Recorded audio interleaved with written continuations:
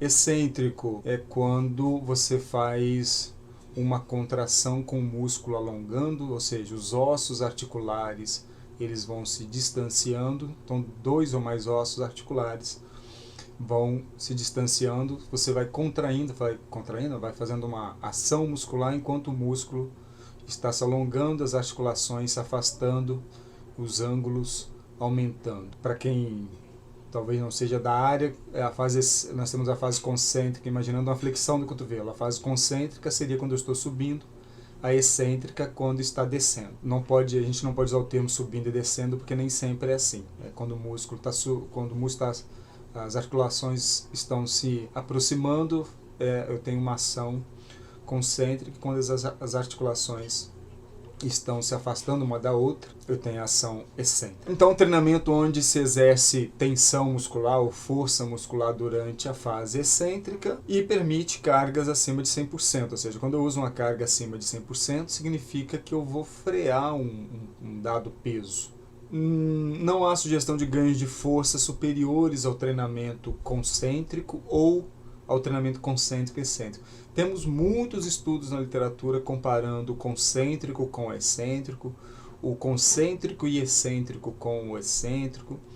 E claro, sempre tem um trabalho que às vezes mostra algo mais em favor de um do que de outro, mas de modo geral, na média, oferece praticamente ganho muito parecido. Aliás, quando você tem muitos trabalhos sobre um assunto e parte mostra para um lado, a favor do concêntrico por exemplo, e parte mostra, uma parte parecida mostra em favor do excêntrico, isso significa que se há diferença, essa diferença é muito pequena, porque se fosse uma diferença grande, sempre iria para um lado só.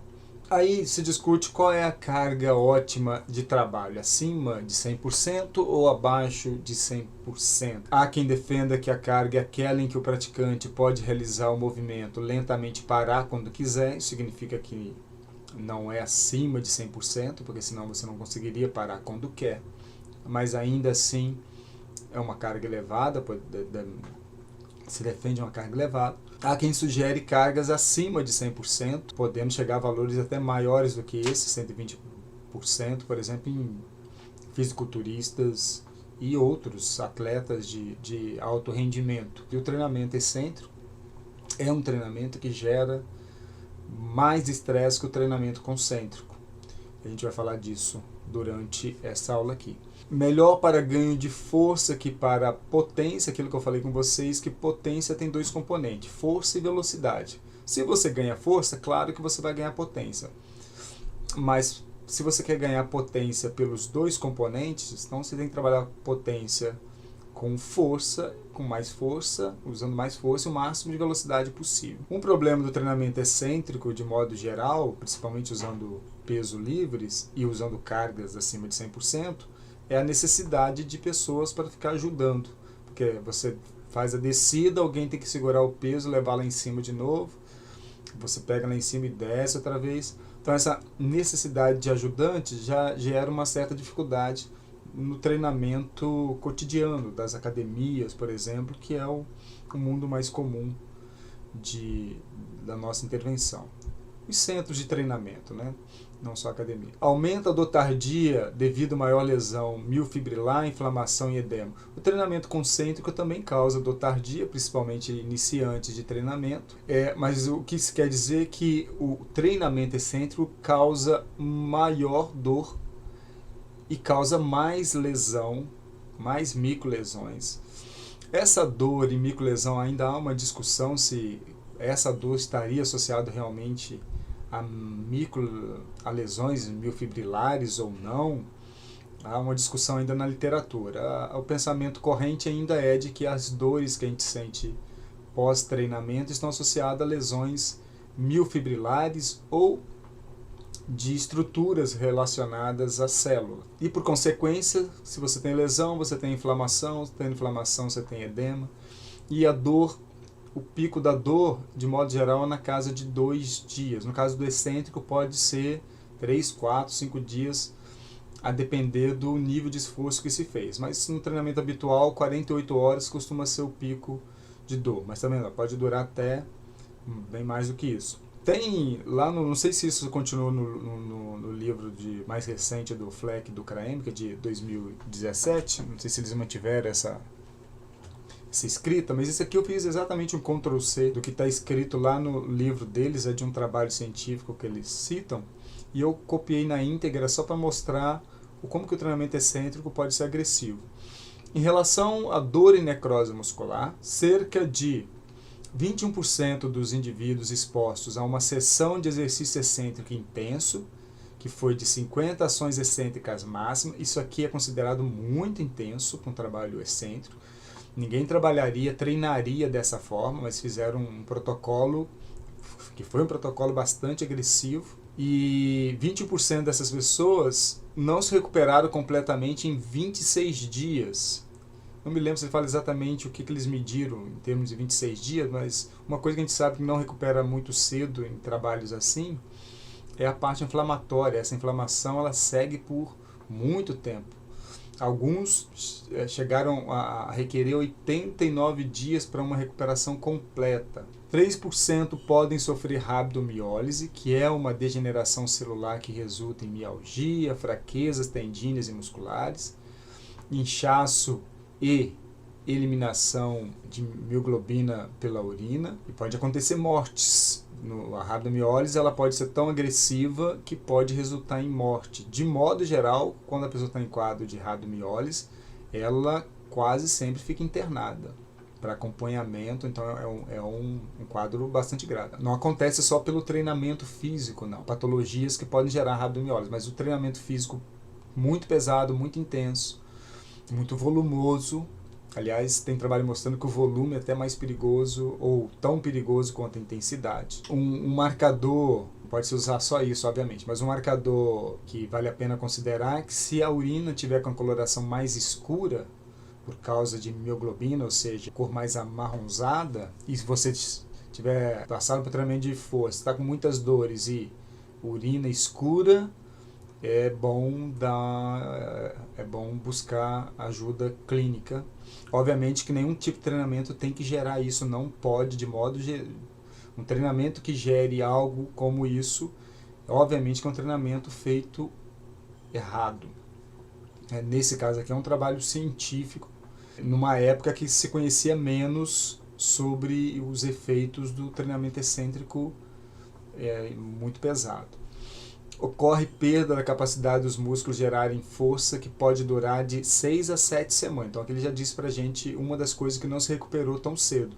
É claro que ali eu estou falando de um protocolo bem pesado. Isso aqui é um artigo bem legal que mostrou o antes e o imediatamente após e durante o acompanhamento de 5 dias após 30 contrações excêntricas máximas, o anterior foi de 50, esse aqui já é bastante intenso também, 30 ações excêntricas máximas, realizada por homens jovens, saudáveis.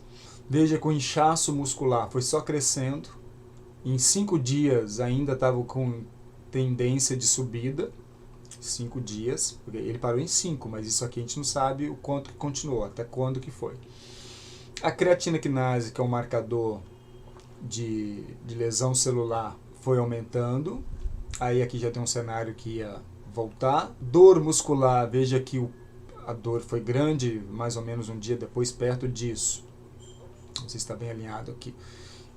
Mas o pico é mais ou menos em 48 horas, depois foi diminuindo. E a força, perdeu-se força, e aí começou... A maior perda foi logo depois da sessão, né, logo na sequência, mas até 5 dias não houve recuperação completa da força. A tendência, se seguisse essa linha aqui, isso deve acontecer lá pelo 8º, 9º dia, mas eles só mediram até aqui. Também a amplitude de movimento acompanhou a perda da força. Por coisas como isso aqui, que eu já vou antecipar uma coisa. Há uma associação bem forte entre a perda da amplitude do movimento e microlesões musculares. Exemplo, imagine que você faça você faça ações no supino muito intensas, de modo que você vai, nos dias seguintes, vai sentir dores, sugerindo que você tem microlesões. Se você for fazer um alongamento da articulação do ombro, você vai ver que a amplitude vai ser menor.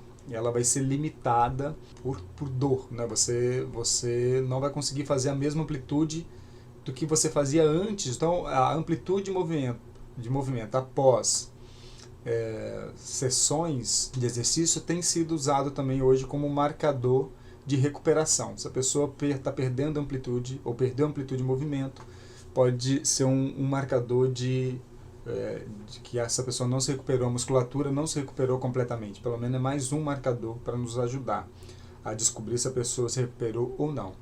Esse é o estudo que eu citei ali atrás. Eu gosto de colocar aqui para caso vocês queiram, tenham interesse. Estudos com eletromiografia mostram que menos unidades motoras estão ativas durante o exercício excêntrico e o recrutamento das fibras do tipo 2, fibras que são mais sensíveis a lesões, é maior.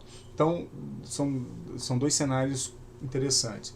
Uma que na fase excêntrica há menos unidades motoras sendo recrutadas para uma mesma carga, por exemplo. E aparentemente as fibras do tipo 2 são mais exigidas. A gente vai falar de tipos de fibra mais, que é o próximo tópico da disciplina, mas que são as fibras mais associadas, têm maior capacidade de produzir força e potência, né, do tipo 2 são mais anaeróbias e elas também são mais sensíveis a lesões. Então esses fatores poderiam explicar o maior estresse pelo exercício excêntrico. E esse livro aqui, que é o livro lá dos canadenses, que eu sempre cito, mostra um cenário desse. Aqui, sinal eletromiográfico de uma atividade concêntrica e atividade excêntrica. Então aqui eles estão levantando e depois subindo, que é a fase concêntrica, e descendo a fase excêntrica, e estão usando a mesma carga absoluta, o mesmo peso. Então, o que se percebe que usando o mesmo peso, quando sobe e quando desce, a atividade eletromiográfica da atividade excêntrica foi bem menor. E isso você pode falar assim, mas será que isso não tem a ver com gravidade? Não, isso acontece mesmo usando equipamento como isocinético. Isso é um fenômeno muscular. Isso também, se você colocar um elástico lá no teto, quando você puxar o elástico que está lá no teto, você fizer imagina uma flexão de cotovelo, puxando o elástico.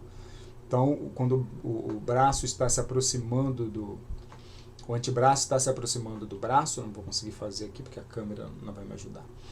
Mas tenta enxergar isso. Está fazendo a flexão do cotovelo, puxando o elástico lá de cima. Isso quer dizer que na descida você terá a fase concêntrica nesse caso.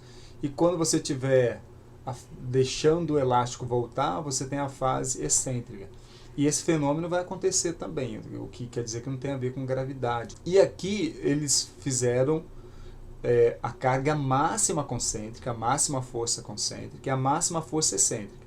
A máxima força excêntrica, em termos de peso, vai ser uma carga maior do que aqui. Apesar de ter uma carga maior aqui do que aqui, o sinal eletromiográfico ainda assim continua menor do que aqui. Então mostra que há menos unidades motoras acionadas e você consegue enfrentar uma carga maior. Antes de eu chegar nessa primeira parte, aí é claro que normalmente a gente faz algumas perguntas para este fenômeno aqui, porque é um fenômeno muito curioso. Por exemplo, por que apesar do menor recrutamento de unidades motoras, podemos produzir mais força na fase excêntrica? Uma coisa que é elementar para a produção de força é o número de unidades motoras que você recruta. Não, pelo menos não necessariamente o número, né, mas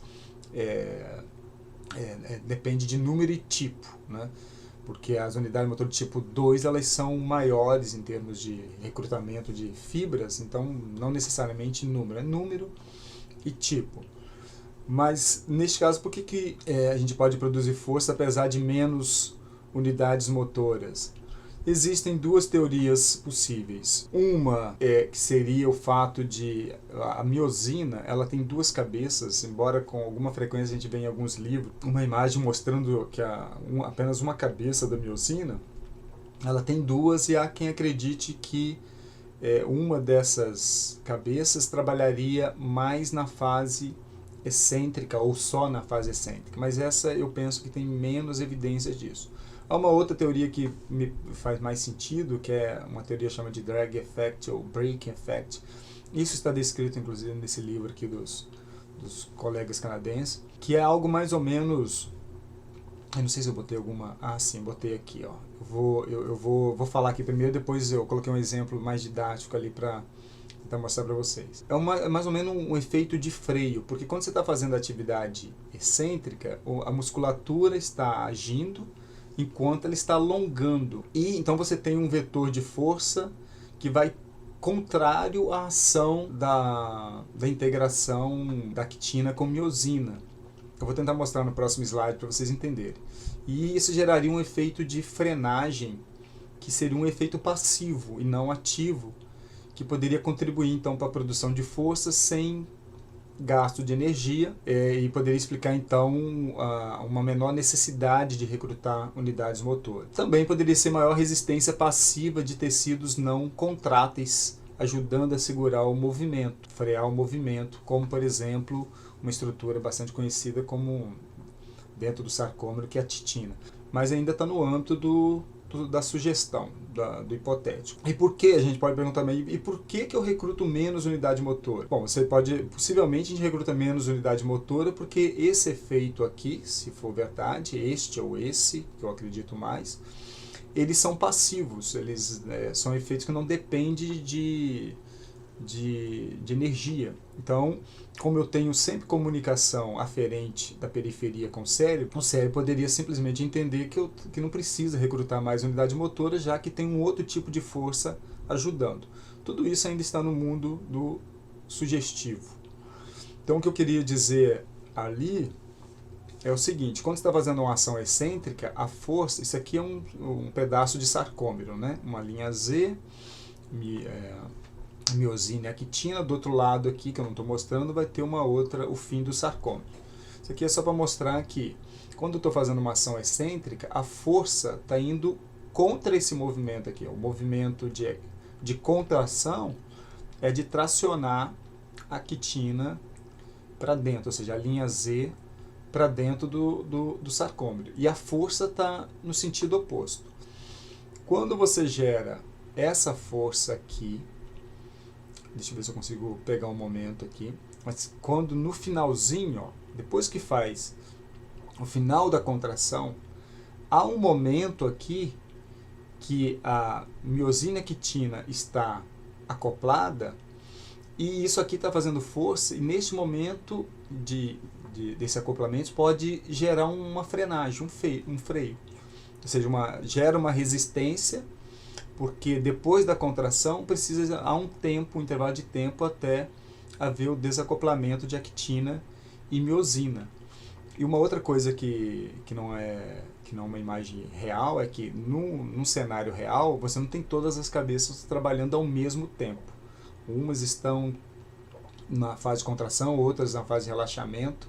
O movimento não é exatamente assim, isso aqui é só uma ilustração. Então você teria no final, principalmente no final desse acoplamento, lá no finalzinho, deixa eu mostrar de novo, na parte final, isso aqui geraria um freio depois da contração, que é o chamado break effect. E isso poderia explicar parte dessa força excêntrica. Bom, eu estou tentando reproduzir o que os professores canadenses, são dois professores eméritos da Universidade McMaster do Canadá, professores muito conhecidos na fisiologia e no treinamento de força. E eu estou tentando aqui fazer uma interpretação do que eu entendi da proposta deles. Há alguns equipamentos que têm sido produzidos para aumentar a fase excêntrica. Isso aqui foi produzido, esse tipo de equipamento que eu vou mostrar, foi produzido pensando nos astronautas, que é um mecanismo, uma tecnologia que eles chamam de ioiô, porque tem a mesma lógica, vocês vão ver o movimento. Na volta, deixa eu dar então ele faz a fase concêntrica e a fase de retorno, que é a fase excêntrica, eu tenho isso aqui puxando a musculatura, puxando o segmento para cá, então ele tem que fazer uma força excêntrica grande. Esse é um equipamento que, embora foi feito para astronautas, já tem vários trabalhos produzidos. Vocês viram o efeito no joelho, neste exemplo aqui em particular, dá até medo, né? Ó, o impacto não é para qualquer joelho. Mas já tem alguns estudos, basta se vocês quiserem procurar sobre isso, basta procurar estudos sobre essa tecnologia aqui. E a ideia dessa tecnologia é valorizar, é um equipamento que força a fase excêntrica, né? Porque na volta ele puxa com mais força. Uma lógica parecida com o elástico. Ó. Né? O elástico também tem essa característica. À medida, quando eu chego aqui no final, ele está me tensionando mais para lá. Aliás, inclusive é perigoso, toma cuidado quando for trabalhar com elástico, principalmente elástico muito calibrosos, que lá no final, se você voltar aqui de forma displicente, ele te puxa e pode te machucar, porque ele, obviamente, ele está muito tensionado e vai estar te puxando. Eu estou nessa pandemia usando bastante elástico, é um elástico bem calibroso, e eu percebo isso, e tem que tomar algum cuidado. Não pode brincar não, porque senão ele te machuca. Mas é uma lógica interessante também.